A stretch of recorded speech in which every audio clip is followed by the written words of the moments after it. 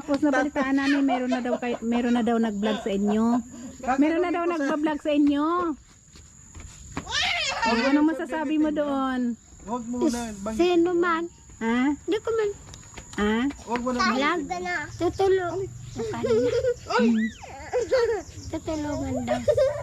Imalin kapag yung panggastos sa pag-aral. Yun daw muna unahin. Yun lang daw muna unahin. Dito ka lang. Yun ang sabi. Tutulungan daw sa pag-aaral si Dahil Malin. Hello mga sangkay, mga kalingap! Welcome back to my channel. Ito po muli ang inyong sangkay na sa Sangkay Lons muling nagbabalik. Kumusta kayong lahat? Sana nasa maayos na kalagayan ng lahat. Mapa dito sa Pilipinas or sa mga nasa ibang bansa, dobling ingat tayo, no? So mega love shoutout sa inyong lahat, sa Team Sangkay Original, Team Sangkay Sponsors, Team Kalingap, Kuya Val, at Edna, Kalingap Rob, sa lahat ng aking mga followers, supporters, and subscribers, sa mga lolos, lolas, FWs, and PWDs. Mega love shoutout sa inyong lahat, and of course, I love you all. Ayan. Happy Sunday sa lahat, no? Sa lahat ng mga kalingap dyan, sa lahat ng mga nagmamahal kay Sangkay, Happy Sunday. Mega love shoutout kay Tita Mina Jaramillo, ang tita kong Viots.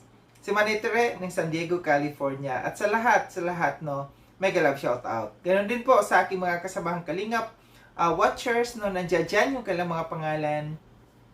Suportahan po natin sila, no?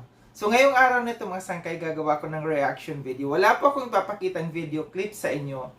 Puntahan nyo na lamang po ang YouTube channel ni Marius Vlog at saka yung YouTube channel ni Kalingap Edu, no? Ito'y patungkol pag-uusapan natin yung beneficiaries, no? Isa sa mga beneficiary ni Marius Vlog na ngayon ay na-vlog ni Kalingap Edu, no?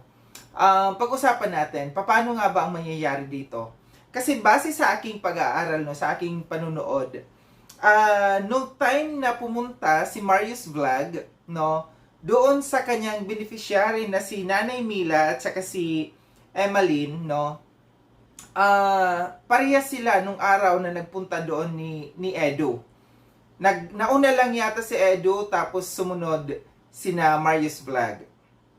Ngayon, bakit na vlog ito ni Edu na alam natin na meron ng beneficiary, na meron ng nagva-vlog dito.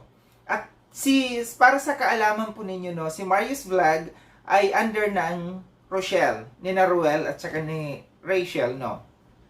Hindi na sila part ng Kalingap.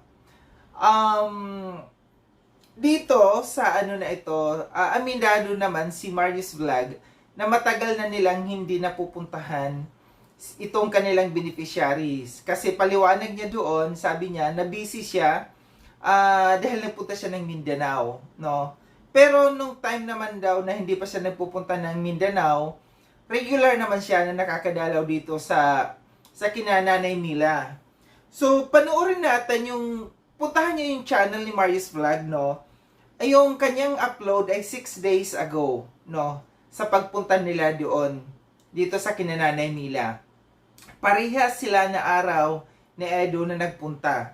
Si Edu naman, na i-upload ni Edu yung kanyang vlog nung nagpunta siya doon sa kinananay Mila ay 1 day ago lang, no? Mas malayong araw ang pagitan ng kanilang pag-upload ni Marius Vlog. And take note ha, sabi dito, paliwanag dito ni Edu, no? Kaya niya napuntahan si Nanay Mila at saka si Emmeline dahil ni-refer ni Patrick. Okay, maliwanag po yan ha.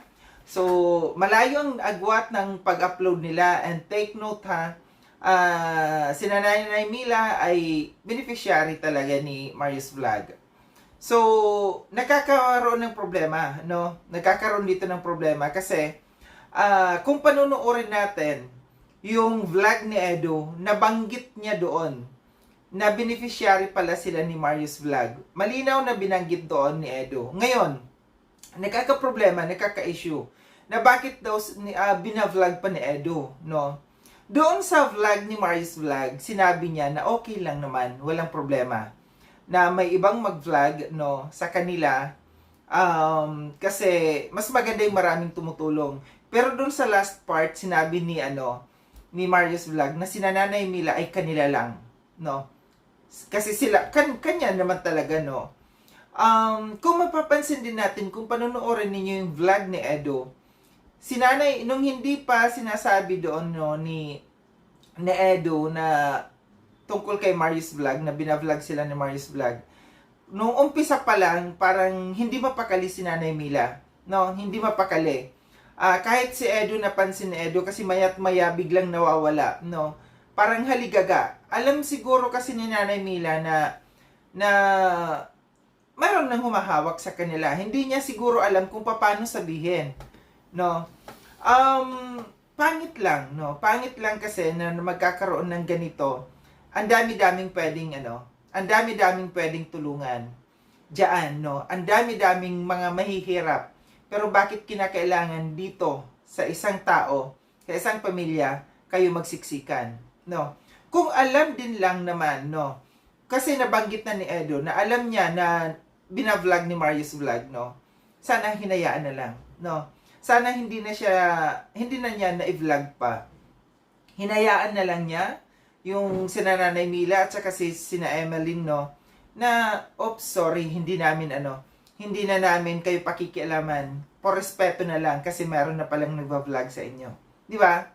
And sana, no, para hindi nagkaroon ng issue, sana alam naman talaga ni Edo na mayroon nang naghahawak. Sana hindi na niya na-upload.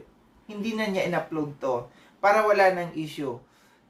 Nakita ko kasi na na mukhang mabait si Nanay Mila kasi sabi niya, doon sa pag-interview ni Marius Vlog sa kanya, sabi niya, anong gagawin ko?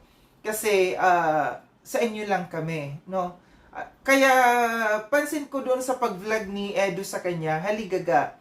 Hindi alam, kasi inamin ni Nanay Mila, tinanong niya si Marius Vlog, ano ang gagawin ko? Although walang masamang tinapay sa kay Marius Vlog, sinasabi niya na okay lang, na mas maganda yung maraming makakatulong sa inyo, no?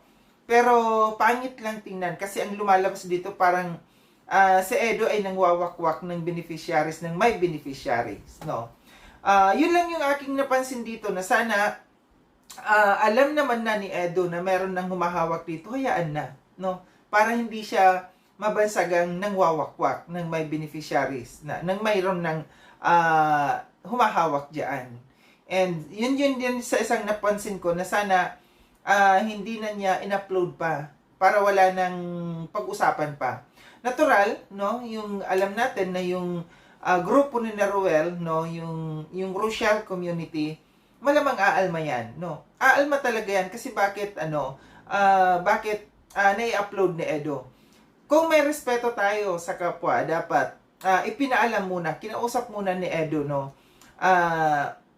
Marius Vlog, pasensya na, no?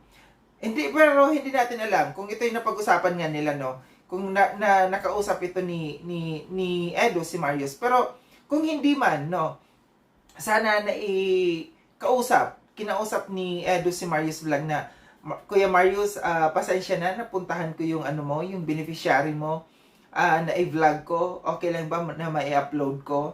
May-upload ko itong, sayang din naman yung aking pagpunta doon, di ba?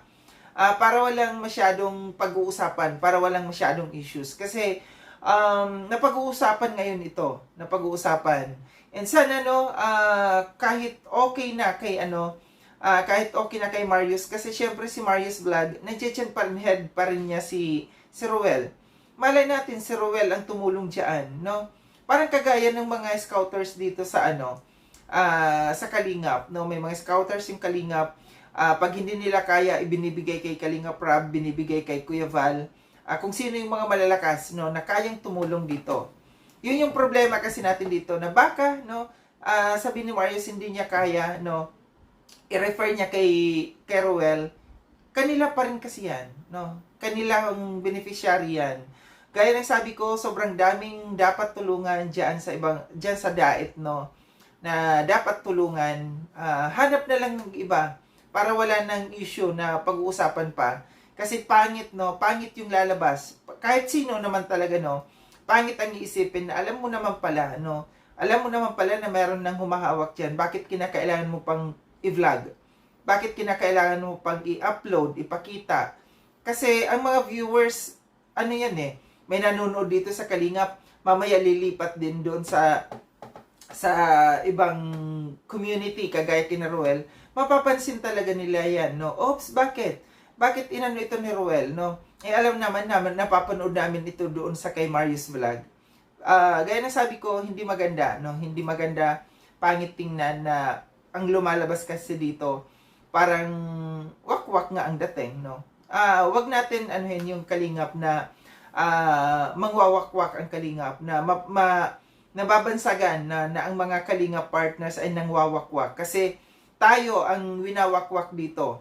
Tandaan natin na ang Kalingap, mga beneficiaries ng Kalingap ang winawakwak. Lagi natin yan panlaban sa mga taong nangunguha ng mga beneficiaries ng Kalingap. Huwag natin hayaan na mabansagan yung isang Kalingap partners, no, ng Kalingap na isang wakwak, no, ng wawakwak. Marami dyan. Ganyan sabi ko, maraming dapat tulungan dyan. Iba na lang. Para sa akin, no, advice ko, iba na lang. Wag na lang ituloy ni Edu yan kasi por respeto na meron ng taong may hawak dyan, meron ng taong nagpagod dyan, nakahanap dyan, no, sa mag-iina na yan. Hayaan na yan kay Marius Vlog. Por respeto na lang. Ito lang ang aking reaction patungkol dito, no. Sa mga hindi pa nakapag-subscribe, kay Sangkailon, subscribe niyo na po ako. Click yung notification bell para updated kayo sa lahat ng mga videos na aking gagawin. Like and share tong video na ito mga sangkay. Kita-kits tayo ulit sa susunod na video na aking gagawin. Ingat kayo sa handa ko nung mundumang kinaroroon. Paalam ng mga sangkay, mga Kalingap, paalam.